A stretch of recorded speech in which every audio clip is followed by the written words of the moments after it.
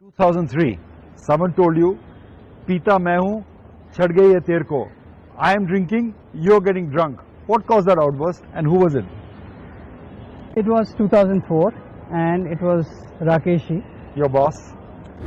much more than my boss, and the company in question was Titan. Clearly. We were making a presentation to the Titan management team and I had worked out our mathematical models and made projections over a 5-year period. The presentation was to be the next day morning at 10 a.m. and Rakesh and I were reviewing it at 2 a.m. the previous night. Right. And when he saw the numbers, he said, "You've lost it." You're getting drunk, punch drunk. Yes, though he very well knew that I don't drink. And then, but he agreed with the direction, if not with the destination. He agreed with the direction, and he was the visionary. He had bought the shares even before I had joined Rare. But I think this whole exercise gave us added conviction, a much larger perspective of Titan. Even the Titan management team saw the numbers that I had projected. They thought that I had lost it.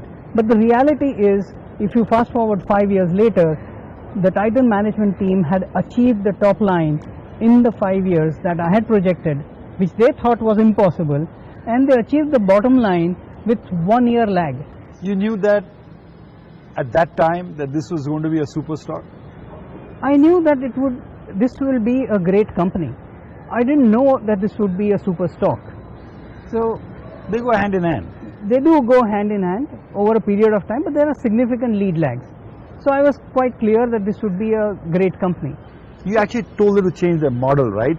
To focus on jewelry as opposed to watches. Why?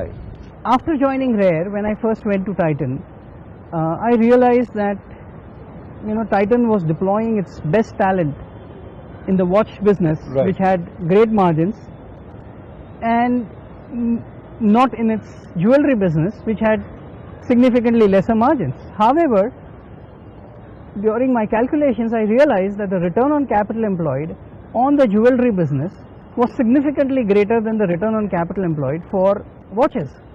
More importantly, the scalability of the jewelry business was far greater.